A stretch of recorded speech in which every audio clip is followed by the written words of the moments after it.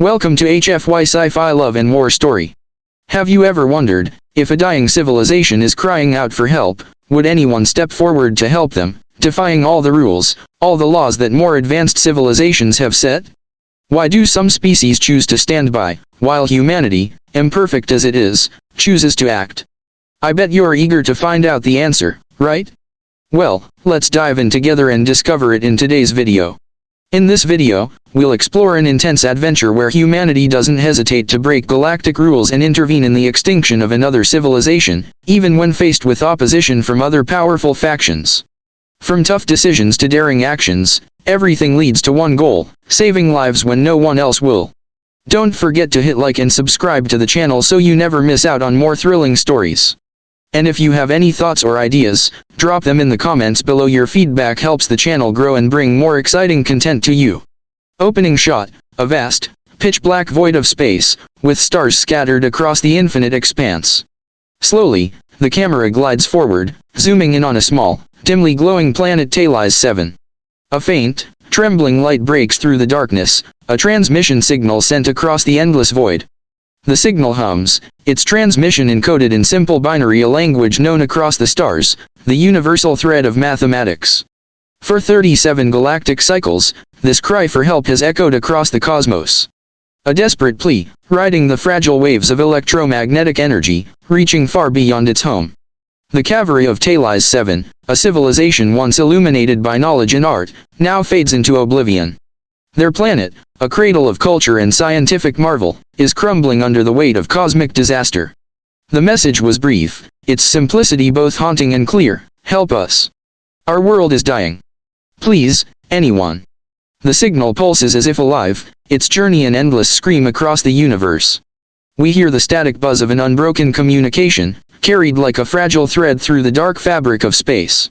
A feeling of urgency thickens in the air, and as the camera moves deeper into the void, the faintest echo of the Cavari's cry remains, unyielding. Cut to the surface of Talis 7, the once vibrant cities of crystalline structures now lie in ruins, their shimmering surfaces dulled by time and disaster. The sky above is a sickly amber, darkened by the ever-present solar storms that rage across the horizon. A howling wind sweeps through the barren streets, scattering the remnants of civilization. The camera zooms in, passing through cracked stone and decaying monuments, finally resting on a dark, underground cavern where the remaining Cavari have gathered. Elder Vizek, voice shaking, worn with the weight of their impending doom, his once brilliant skin now mottled and dull with radiation exposure. Our protective shields are failing. We have but one more cycle before the surface is no longer safe for any of us. The storms grow fiercer by the day, and the very air we breathe is becoming lethal. We must prepare for the end. The Cavari huddle together, their six-legged forms moving swiftly but with growing weariness. Some of them work feverishly at makeshift control panels, their iridescent skin glowing faintly under the dim, flickering lights of the underground cavern. The walls around them pulse with the last, dying traces of their once advanced technology. The air is thick with the scent of decay and desperation. We see the Cavari working together, their collective efforts symbolic of the unity that once made their civilization great. Yet their hands, shaking from exhaustion and fear, can no longer repair the damage. The technological marvels they had perfected, once capable of controlling the flow of energy across entire systems, are failing them now. The crops they had once nurtured with care are withered, their nutrients stripped away by the increasingly toxic air. Water sources have become dark and foul, tainted by radiation that has seeped into their land. Cavari worker, panting, voice cracked from the strain: the fields, the crops, it's all gone. We can't save them. There's no food left. What are we going to do? Elder Vizek, with grim finality, eyes narrowing as he gazes out toward the dying sky: we continue to survive, until we can no longer. We adapt as best we can, but the inevitable is upon us. There's no escape. The camera lingers on Elder Vizek's worn face, his once glowing skin now a sickly shade, his expression one of deep sorrow, yet also of quiet resolve. The atmosphere is thick with the sense that time is slipping away. The hum of machinery and the distant roar of the dying planet are the only sounds, accentuating the quiet desperation of the moment. The Cavari's technology, once a beacon of hope and innovation, now flickers weakly, its last breath struggling against the cosmic chaos. In a small control room, Cavari scientists desperately analyze data on ancient, worn screens.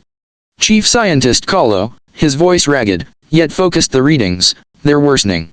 The magnetic field that once protected us is all but gone.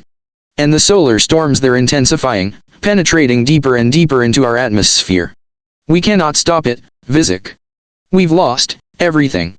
Elder Vizek, closing his eyes for a moment, allowing a silent breath to pass through him. We cannot let despair overtake us. We send out one last message, one final plea. If anyone in the universe hears us, let them come. Let them show us that hope is not a forgotten dream. He presses a button on the control panel, and the message begins to transmit across the stars. It is simple, but filled with an unmistakable depth of emotion and unspoken bond shared between those who face extinction. The camera pulls back as the last of the transmission pulses into space, the signal sent into the cold void, its faint light barely visible among the endless stars. The scene lingers on the Cavari, gathered in their final hour. The once thriving civilization of Talis 7 now reduced to a desperate cry for help. Narrator, whispering, almost mournfully, and so, with their dying breath, they sent their plea in echo in the vast, uncaring expanse of space. Would anyone answer? Would the hand of mercy reach out to those in need? The Cavari could only wait and hope that somewhere, in the vastness of the universe, someone would hear their cry.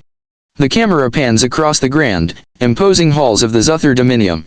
The chamber is vast and sterile, a stark contrast to the world it governs.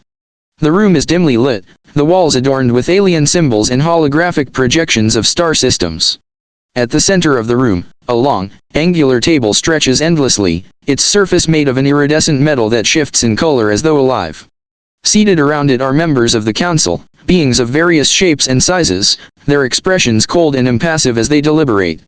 Zuther Council leader, a tall, ethereal being with translucent skin that reveals the intricate patterns of energy flowing beneath, its eyes glowing like distant stars. The transmission from Talis 7 has been received and analyzed. The Cavari are a Class 3 civilization. Their technology is primitive, and their biological resilience is far inferior to more advanced species. Their extinction, as we have predicted, is inevitable. The council members exchange glances. One member, a short, insectoid creature, gestures dismissively with its many arms, clicking its mandibles in agitation. Zuther Council member, its voice a sharp hiss. We've seen this before. Their plight is tragic, yes. But it is not our responsibility. The natural order dictates that civilizations must rise and fall. Intervention would only disrupt that balance. Zuther Council leader, nodding solemnly indeed. Their extinction is a natural conclusion to their evolutionary journey. There is nothing we can do to alter it. Sending aid would only divert resources from more deserving projects. The cost of such intervention is too great. Another council member, a being of liquid form, pulses slightly, its shape shifting as it speaks. Liquid council member, its voice deep and resonant, rippling like water. We've seen species like the Cavari before. They lack the fortitude to overcome this crisis. It's an unfortunate event, but it is not our place to interfere. We must continue our focus on expansion and diplomacy with more advanced species. The camera zooms in on the council leader, who presses a button, and the message from the Cavari disappears from the holographic screen. With a simple, final click, it is filed away into oblivion. Zuther Council leader, coldly let it be known that the message has been reviewed. We will not waste time on such matters. We have more important issues to address. The council nods in unison, the decision final. The image of the Cavari's plea fades, leaving behind only the empty space of the vast, indifferent room. The silence echoes like the void itself. As the council members rise and begin to depart, the weight of their decision hangs in the air, an indifference so absolute that it stings with the coldness of the stars. The scene shifts to the EDF horizon, a state-of-the-art ship of the Earth Defense Fleet. The interior is sleek, illuminated by soft, white light that contrasts sharply with the deep void outside the windows. The hum of the ship's engine reverberates through the walls, a quiet reminder of the technology at the crew's command. At the ship's helm, Captain Maya Chen stands, her face etched with years of experience, her eyes reflecting the distant stars beyond. Her fingers gently graze the smooth surface of the console, her gaze lost in thought as she watches the cosmos unfold before her. Captain Chen, softly, to herself, out here, the stars are beautiful, but they also feel so empty. A sharp beep breaks the stillness, cutting through the quiet contemplation. Lieutenant Diaz, seated at the communications station, looks up urgently. Lieutenant Diaz, Captain, we've received a priority transmission. A distress signal from Defies 7. The tone in his voice is thick with urgency. Captain Chen straightens, her fingers hovering over the controls as the ship's systems begin to process the incoming transmission. A moment of hesitation hangs in the air before she gives the command. Captain Chen, decisively put it through. The holographic display flickers to life. A grainy, distorted message plays across the screen. The voice that echoes from the speakers is strained, filled with raw desperation. It's clear that whoever is speaking is on the verge of collapse, their world disintegrating around them. Cavari message, translated, help us, our world is dying, please, anyone, please, we beg of you. The voice fades into static, but the message is clear and haunting. The room falls silent as the crew absorbs the gravity of the situation. The once great planet of Defies 7, now teetering on the brink of annihilation, has reached out for help. And Earth, as a young but determined species, has received it. Captain Chen, her voice steady, yet filled with a quiet resolve. Defies 7. The Murga sector. Set course for maximum speed. Let's get to it. She looks up at the stars once more, but this time, something is different in her eyes. There is a fire there, an unyielding spark that reflects humanity's spirit. No matter the cost, they would respond. They would answer the cry in the darkness. Inside the EDF horizon, the low hum of the ship's systems fills the air. The camera cuts to Captain Maya Chen standing near the viewport, her gaze fixed on the stars outside. The vastness of space stretches endlessly, an infinite black sea of glittering points of light. The ship is moving slower now, having just decelerated from faster-than-light travel. The stars blur as the ship slows, but in Chen's eyes, there is no blur, only the sharpness of the task ahead. Her weathered face, etched with the experience of countless missions, reflects a quiet determination. Suddenly, a loud beep echoes through the bridge, cutting through the silence. Lieutenant Diaz, seated at the communications station, looks up with urgency. Lieutenant Diaz, voice trembling slightly, Captain, we've received a priority transmission. A distress signal from Defies 7. Captain Chen's body stiffens at the mention of Defies 7. She steps forward, her boots clicking against the metallic floor. The crew watches silently as the gravity of the situation begins to sink in. Chen's eyes never leave Diaz as he taps into the ship's console to transfer the message. Captain Chen, commanding, yet calm, put it through. The ship's main screen flickers, and a transmission from Defies 7 appears. It's grainy, distorted by the years and the distance. The voice that emerges is filled with raw emotion, desperation heavy in every syllable. Cavari message, translated, voice cracking, help us. Our world is dying. Please, anyone. Please. The message crackles and fades, but the weight of it lingers in the room. A moment of tense silence follows, as everyone on board processes the words. Captain Chen stands still, her face hardening as the message reverberates in her mind. No one speaks, the haunting words hanging like a cloud over them. Captain Chen, cold resolve in her voice. Defies 7. Murga sector. Set course at maximum speed. Let's get to it. Her tone is final, unwavering. The crew responds quickly, moving into action. The sound of the ship's thrusters kicking into gear fills the room as the EDF horizon shifts course, heading straight into the unknown. As the ship accelerates toward Defies 7, the stars outside seem to stretch farther away, as though space itself is unwilling to let them reach the doomed world. The camera lingers on Captain Chen's face, her expression resolute but tinged with the weight of the decision she's made. She knows the risks, the consequences, but she's chosen a path. They would not let Defies 7 die. Not on their watch. The camera shifts to the ship's bridge, where the senior officers have gathered around the central console. The tension is palpable, thick in the air like the weight of 1,000 decisions. Captain Chen stands at the front, arms folded, staring at the holographic display of Defies 7's location. The stars twinkle in the background, distant and uncaring, as the crew waits for her next command. Commander Park, his voice cautious, laced with concern, Captain, if we intervene now, we risk further isolation from the Galactic Council. They've already made it clear that our probationary status is hanging by a thread. If we act against their directives again, Earth's position in the galaxy could be jeopardized. Captain Chen glances at Park, her expression unreadable for a moment. The room holds its breath, waiting for her response. The flicker of the ship's console reflects in her eyes, each light symbolizing a different choice, each one carrying weight. Captain Chen, decisive, her tone firm. Protocol 7. We're going to help them, no matter the cost. We don't stand by when people need us. Prepare the fleet. Set course for Defies 7. The words hang in the air for a moment before they sink in. Park exchanges a brief, understanding look with Lieutenant Diaz. There's no turning back now. The decision is made. Lieutenant Diaz, a sense of approval in his voice, understood. Captain. I'll begin the preparations. The camera shifts to show the crew working in a flurry of activity. The gravity of the decision is not lost on them. They move quickly, but there's a subtle reverence in their actions. The mission ahead is clear, but the cost, the potential consequences, weigh heavily on them. Commander Park, quietly, as he prepares the systems, if we're caught, we'll be facing sanctions from the Council. No one here is blind to that fact. But, Captain, I trust you. We'll follow you through this. Captain Chen's gaze softens, her resolve momentarily flickering with the weight of responsibility. Captain Chen, softly, almost to herself, they're out there, dying. And they've called for help. We've always been the ones who answered those calls, no matter how distant the cry. This is who we are. Who humanity is. She turns back toward the viewport, her eyes locked on the distant planet of Defies 7. The stars outside seem to pulse with a quiet energy, almost as if the universe itself holds its breath, watching the humans make their stand. The decision is made. They are committed. The camera zooms in on her face as the ship accelerates, the stars stretching in a blur outside the window.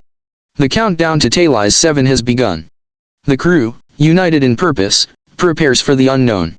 What they face ahead will challenge them all, but for Captain Maya Chen, there's no other choice. Narrator, softly, with an air of mystery, and so, with the echoes of their decision resonating in the silence of space, the EDF horizon hurtles toward Defies 7. A world on the brink of extinction. A species desperate for salvation. And humanity, with its unyielding spirit, answers the call. In the darkness between the stars, a new chapter begins. The camera transitions to the surface of Defies 7, where the last remnants of the planet's civilization cling desperately to the shadows of their fallen cities. The sky is a bruised amber, suffused with the lingering haze of radiation storms. A chilling wind stirs the dust, whispering through the ruins. The surface teams, clad in sleek, advanced protective suits, step cautiously from their transport vessels. The suits shimmer under the harsh light, reflecting the planet's decaying glow. Their movements are slow, deliberate, as though they are intruding upon a dying world. Captain Maya Chen is the first to step forward, her figure emerging from the bulky suit, the helmet removed. Her face is revealed for the first time in this alien world, a human face, pale but resolute, showing signs of fatigue and the weight of command. The Cavari, watching from a distance, pause, their gazes flicking between one another, their eyes wide with disbelief. For so long, they had thought themselves alone in the universe. Now, before them, stood a being from a distant world, a lifeline, fragile yet steadfast. Captain Chen, her voice clear, carrying through the thick, polluted air. We're here to help. We've studied your situation, and it's dire. But we have a plan. The Cavari stare, their faces a mix of awe, disbelief, and caution. Their six-legged forms are tense, as though ready to flee or fight. Elder Vizek, his once glorious iridescent skin now dull and cracked from radiation, steps forward slowly, his eyes narrowing in skepticism. Elder Vizek, his voice trembling slightly, eyes searching for any sign of deception. You came. Why? Why would your people risk everything for us? The wind howls again, and the camera lingers on the Cavari's eyes, glistening with a mixture of hope and confusion. They are afraid of this hope, for it has been so long since anyone has shown them any kindness. In their hearts, they fear it may be fleeting, just as the hopes of past generations had been. Captain Chen, calmly, yet with an undercurrent of warmth in her words. Because that's what humanity does. We don't turn our backs when someone asks for help. The camera shifts, showing the Earth team as they prepare to deploy their equipment, some kneeling to examine the Cavari's technology, others scanning the environment for radiation levels. The Cavari watch them, amazed by their relentless determination. There is no hesitation in the humans' actions, every movement speaks of resolve. Even in the face of their own potential demise, the humans work with a purpose, as though failure is not an option. Captain Chen turns to oversee the operation, her eyes flicking back toward the Cavari, hoping they will understand. Inside the largest cavern, the atmosphere is dense with humidity and the faint, acrid scent of decay. The walls pulse with the remnants of a once advanced civilization, glowing crystal columns that flicker with dim, erratic light, ancient machines scattered about, their intricate designs long neglected. The air is thick and heavy, tinged with the bitterness of the dying world above. The humans and the Cavari work side by side in this subterranean chamber. The humans, though encased in their protective suits, are showing signs of exhaustion. Sweat drips from their brows, and their faces are smudged with dirt and grime from their tireless labor. The humans, their bodies vulnerable to the intense radiation still lingering in the air, push through their limits, hauling equipment, fixing malfunctioning generators, and setting up atmospheric processors. Their suits, once pristine, are now smeared with the grit of the cavern floor. The Cavari, though capable of much, watch with awe, their 6 limbs stiff in hesitation. Their bodies, already weakened by radiation, can barely manage the repairs they've tried to execute on their own. Yet they watch the humans with something akin to reverence. These beings, fragile yet unyielding, work alongside them, never pausing to question the seemingly impossible task ahead. Elder Vizek stands at the back, his eyes narrowed in both disbelief and curiosity. He watches Captain Chen as she helps a human technician align one of the atmospheric processors. Her fingers move deftly, her gaze unwavering. It is clear she will not stop, not until the job is done. Elder Vizek, his voice hoarse, filled with an undercurrent of wonder. Why do you risk your lives for us? Your bodies, they cannot withstand the radiation as we can. Yet you push forward. Why? Captain Chen stops for a moment, wiping sweat from her brow, her breath heavy from the exertion. She looks toward Vizek, her face illuminated by the flickering glow of the processor. Her eyes, though tired, burn with an unrelenting fire. Captain Chen, without hesitation, her voice carrying the weight of her people's resolve. Because we understand what it means to suffer alone. To be ignored, to be abandoned. We won't let that happen to you. No one should face extinction without a chance at survival. Her words hang in the air, the cavern silent for a heartbeat. The Cavari, still processing the humans' relentless drive, exchange glances. For the first time in years, something flickers in their hearts, a hesitant hope, one that feels foreign, yet undeniable. The humans are not just here to fix their world, they are here to give them something they had lost long ago, hope. The camera shifts to show the humans working tirelessly. One technician, his hands trembling from radiation sickness, continues to solder a broken circuit. Another kneels by a broken pipeline, carefully sealing a crack. Every action is measured, deliberate, but there is no fear in their movements. Only resolve. The Cavari elders gather at a distance, their eyes now filled with a mix of awe and silent gratitude. They watch the humans, who have chosen to take on a burden far greater than their own. They begin to understand what it means to be a part of something bigger than themselves. To give without expecting anything in return. Elder Vizek, whispering to himself, more to the universe than anyone else. You are extraordinary. Captain Chen, overhearing, turns back with a faint smile, but her expression is still stern, focused. There's no time for rest. Not yet. They're not finished. Captain Chen, softly, but with unshakable conviction. We haven't even begun yet. The camera zooms out, showing the humans and Cavari working side by side. The cavern, once a tomb, is now alive with activity, filled with the quiet hum of determination. Outside, the world continues to die, but inside, there is the faintest flicker of hope. The hand of humanity has reached across the stars, and for the first time in years, the Cavari see a future worth fighting for. The atmosphere of Talis 7's orbit is thick with tension.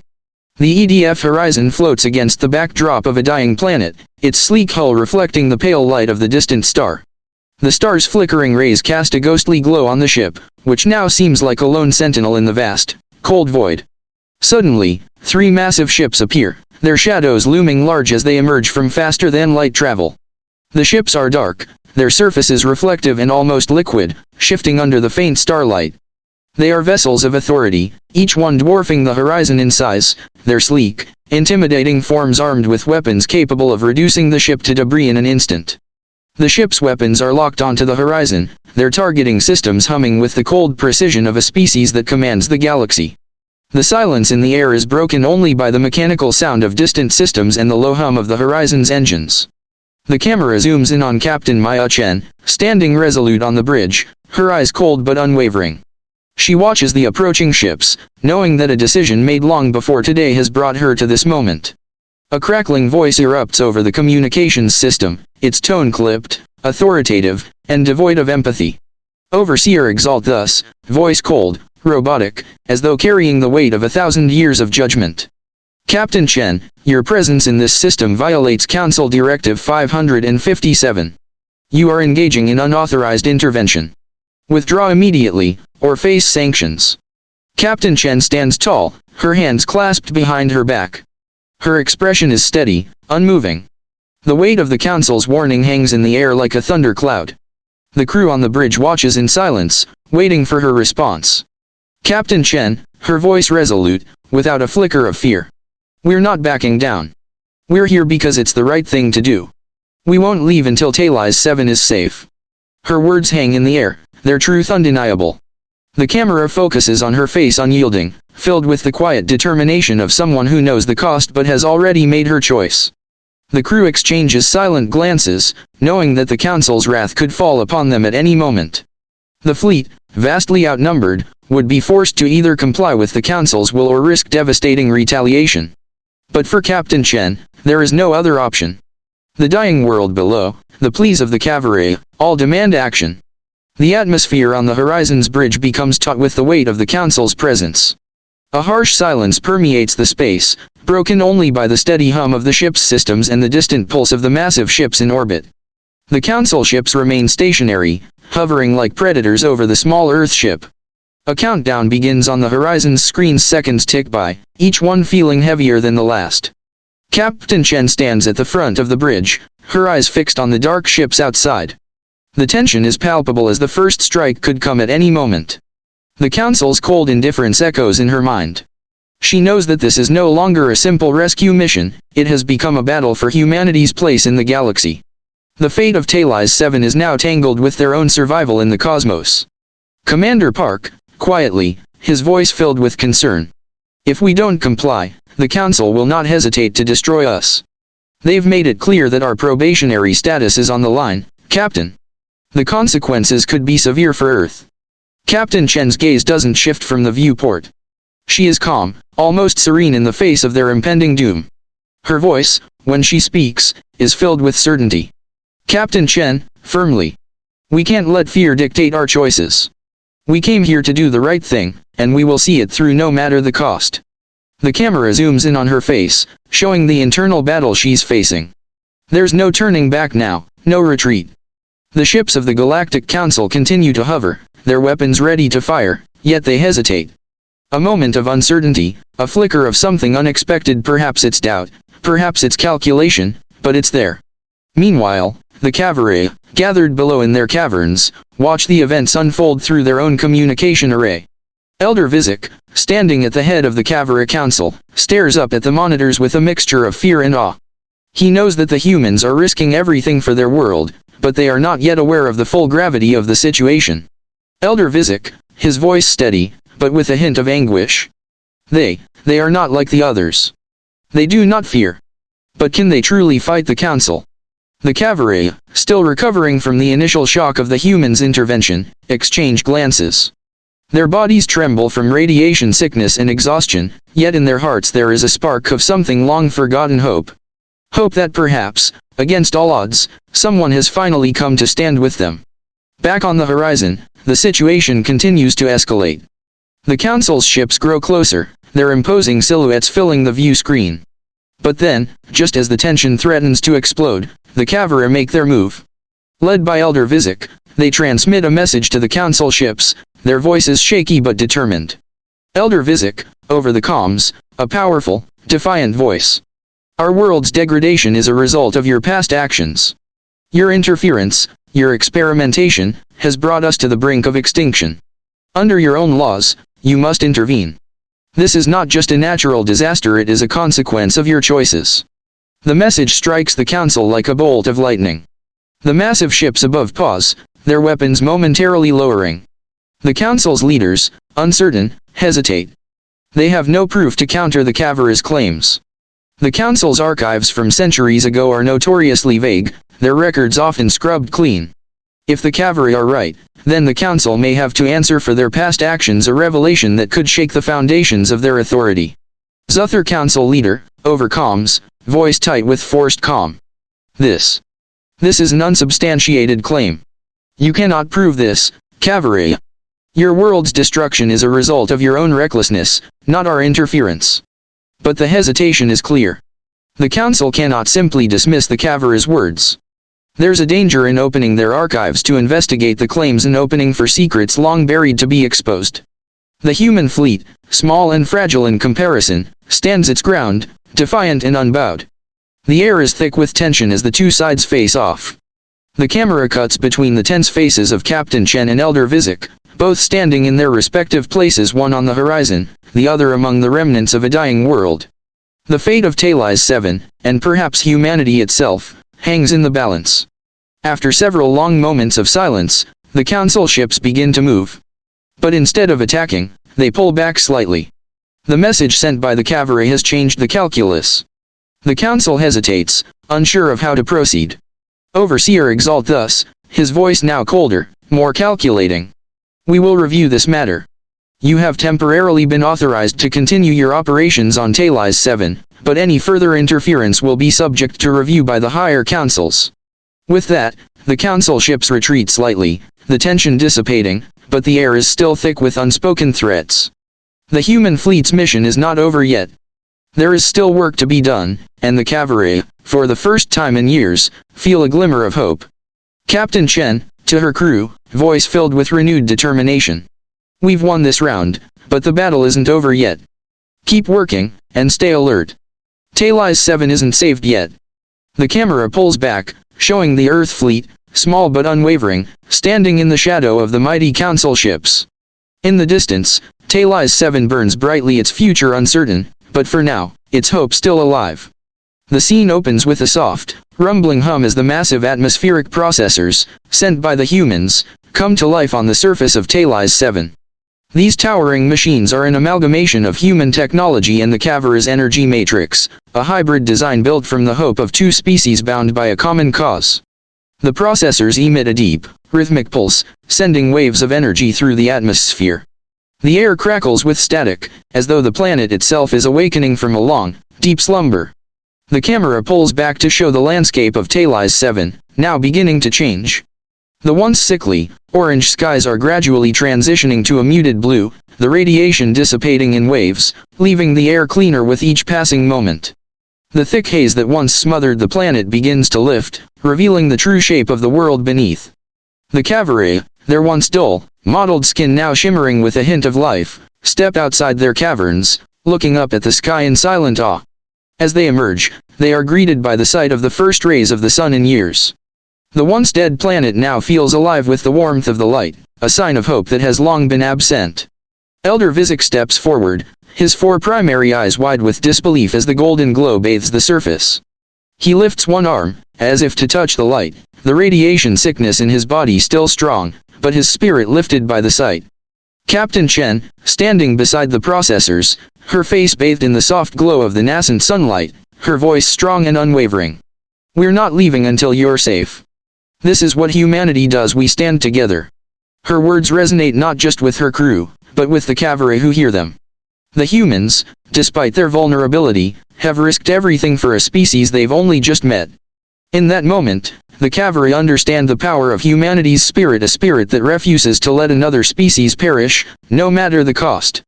The time comes for the last human ships to prepare for departure. The horizon, now battered from the strain of the mission, stands ready to leave Defies 7's orbit. The crew is tired but resolute, knowing their work is done. The Cavari, with their world beginning to heal, gather together, their movements slow but purposeful as they prepare for the final ceremony. Elder Vizek, still frail but filled with deep gratitude, leads them to a wide, open space near the heart of the ruined city of Larasa. The Cavari begin their ritual, their 6 legs moving in unison as they form a circle. At the center of the circle, a magnificent crystalline sculpture is displayed. It depicts 2 hands, one human, one Cavari intertwined, representing the bond forged between the two species. The sculpture glows faintly, as if the very crystals are alive, pulsing with the energy of the Cavari and human unity. Elder Vizek, his voice steady, but with an undercurrent of emotion. You came when no one else would. You risked everything to help us. Humanity remembers what it means to suffer alone. And now, we will remember what it means to be saved. He steps forward and gently places the sculpture in Captain Chen's hands. The moment is silent, filled with the weight of the exchange. Chen's eyes soften, her grip firm but gentle on the intricate carving, understanding the deep symbolism of the gesture. This is more than just gratitude, it's a gift of life, an acknowledgement that two species have risen above their differences to save one another.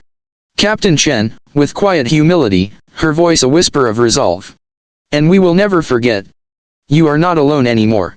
She looks up at the Cavari, her words reverberating through the gathering, strengthening the bond between them. The camera shifts to show the human crew, standing at the edge of the circle, their faces illuminated by the light of the ceremony. They, too, feel the weight of the moment, the realization that they have not just saved a world, but have forged an unbreakable alliance with a species whose fate was once sealed. The human ships begin their slow departure from Talis 7, their engines humming as they rise into the sky, leaving behind a planet that is beginning to heal. The once barren world below is now alive with color, the sky clearer, the land richer, and the Cavari beginning to return to the surface in greater numbers. The planet that was once dying now breathes again, its future uncertain but full of potential. As the ships ascend into the stars, the camera pans out, showing the vastness of the galaxy. Talis 7, once a dying world, now stands in stark contrast against the infinite dark of space. The stars twinkle faintly in the distance, distant witnesses to the story that has unfolded below. The ships are small against the vastness of the cosmos, but the legacy of their mission, humanity's mission, has left an indelible mark. Narrator, in a soft, reverent tone, as the camera zooms out to the endless stretch of space. In the darkness between the stars, a new power had emerged, not the greatest in technology, not the eldest in wisdom, but perhaps the strongest in spirit. A species that defied convention, that crossed vast distances because someone asked for help. The hand of humanity, reaching out across the cosmos. The screen fades to black, the soft hum of the ship's engines now a distant echo as the camera lingers on the stars, which continue to twinkle in the vast silence. The galaxy is vast, mysterious, and full of unknowns, but humanity's presence has made an undeniable difference. The hand of humanity, reaching, will forever echo across the stars. So, we've just explored the story of a battle not just between civilizations, but for the very spirit of humanity. We've seen how, even in the vast universe, humans are always willing to stand up, even when we know the cost is high, because when a life calls for help, we answer. If you found this story intriguing, make sure to give us a like and subscribe to the channel for more thrilling and inspiring sci-fi tales. Don't forget to leave your thoughts in the comments below. Your input helps the channel grow and provide you with more quality content. Thank you for watching, and remember to watch till the end to catch every detail and piece of information in today's story. See you next time on HFY Sci-Fi Love and War Story.